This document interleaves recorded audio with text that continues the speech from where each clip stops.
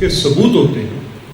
جب کسی کے اوپر آپ الزام لگاتے ہیں تو کسی انفارمیشن کی بیسس پر، کسی اطلاع کی بنیاد پر آپ الزام لگاتے ہیں.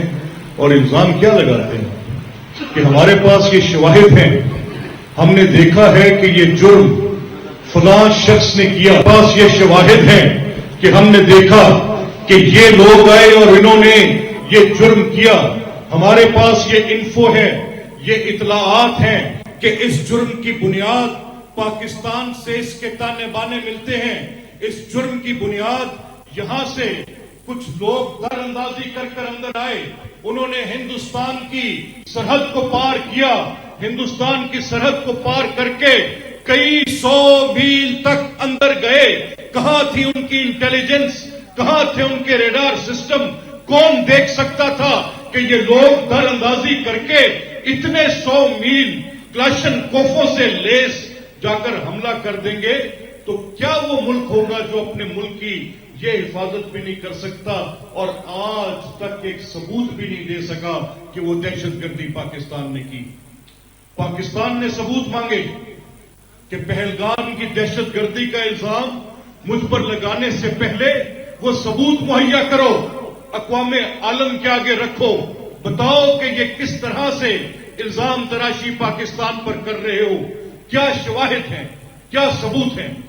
اور ساتھ بھی کہ اگر میں کہوں گا کہ میں نے یہ نہیں کیا یا میں کوئی ثبوت دوں گا تو آپ اس کے مقابلے میں اپنے طور پر اپنی بات کو درست تسلیم کروائیں گے اور میں اپنی بات کو درست تسلیم کراؤں گا.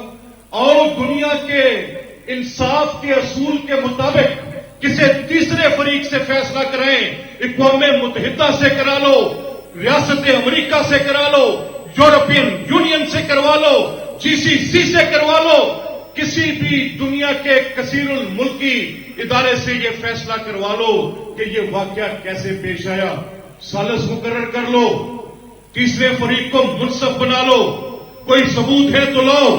آج تک 365 دن 12 مہینے 1 سال گزر گیا ہے اور ثبوت نام کی کوئی چیز ہندوستان کے پاس نہیں ہے کہ وہ پہلگام والے حملے میں پاکستان پر یہ الزام لگا سکے. اور نتیجے میں پاکستان نے یہ بھی کہا کہ اگر آپ کے پاس ثبوت نہیں تو میری کہانی بڑی دردناک ہے. میں نے 1,00,000 شہادتیں دی ہیں دہشت گردی میں. جنگ میری نہیں تھی، دنیا کی جنگ تھی دہشت گردی کے خلاف.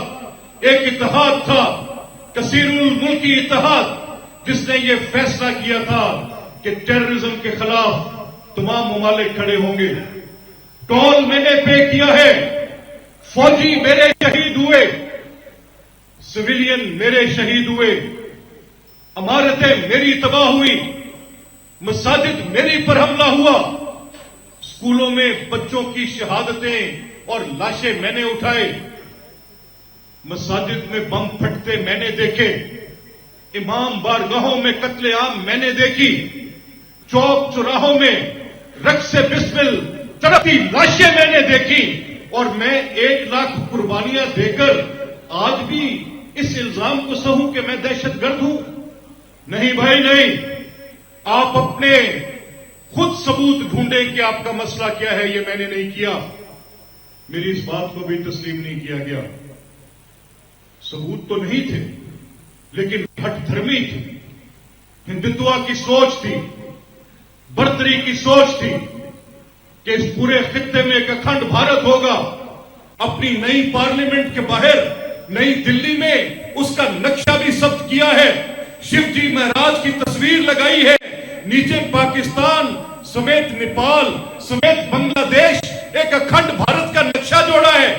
اور جوڑنے کے بعد یہ فیصلہ کیا آپ نے کہ کراس بارڈر ٹیررزم کریں گے اور پاکستان پر بیلسٹک میزائل ماریں گے، نہتے شہریوں پر ماریں گے،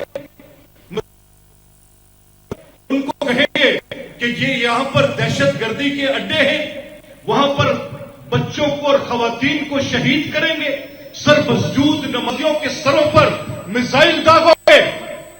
اور تصور کرو گے کہ یہ پاکستانی قوم جواب نہیں دے گی، ایسے ممکن نہیں ہے۔ پاکستان نے صبر کا مظاہرہ کیا، پاکستان نے بچاؤ کی خاطر کوشش کی کہ جنگ نہ ہو۔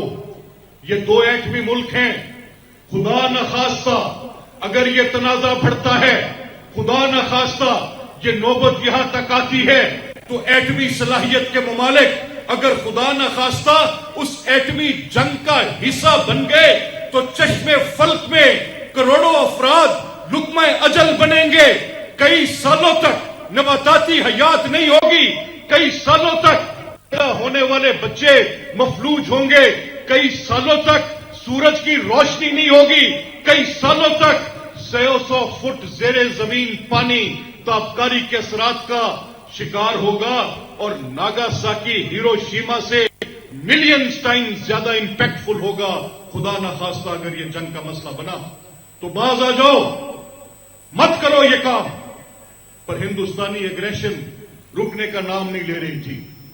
پاکستانی حکومت، جناب وزیر اعظم شہباز شریف، ان کی پوری کابینہ سفارتی محاذ پر سرگرم ہوئی، رابطے ہوئے، ہندوستان کے موقف کے خلاف پاکستان کے موقف کو پذیرائی ملی، چین کی طرف سے، ترکیہ کی طرف سے، انگلستان کی طرف سے، GCC ممالک کی طرف سے، سعودی عرب کی طرف سے، آپ نام لیتے جائیں، گنتے جائیں، 70-72 ممالک کے سفراء کی ہمارے وزیر خارجہ جناب وزیر اعظم کے ساتھ ملاقاتیں ہوئی، ہمارے ملک میں قطر کے وزیر، سعودی عرب کے وزیر، غرض آپ نام لیتے جائیں، وہ سب کے سب یہاں پر پہنچے اور انہوں نے اس موقف کی تائید کی کہ آپ تو تیسرے فریق کو بھی یہ حق دے رہے ہیں کہ تحقیق کر لیں، تفتیش کر لیں۔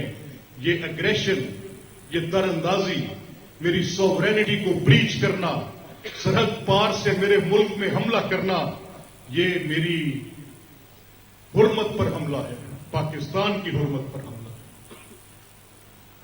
اور سفارتکاری کے میدان میں اپنا موقف تسلیم کرانے کے بعد میں تھوڑا سا، جس دن DGISPR اپنی پریس کانفرنس جناب میجر جنرل احمد شریف چودھری پریس کانفرنس میں کہہ رہے تھے کہ دیکھیں بھائی، یہ حملہ تو آپ نے کر دیا، اب یہ جنگ کیسی ہوگی یہ فیصلہ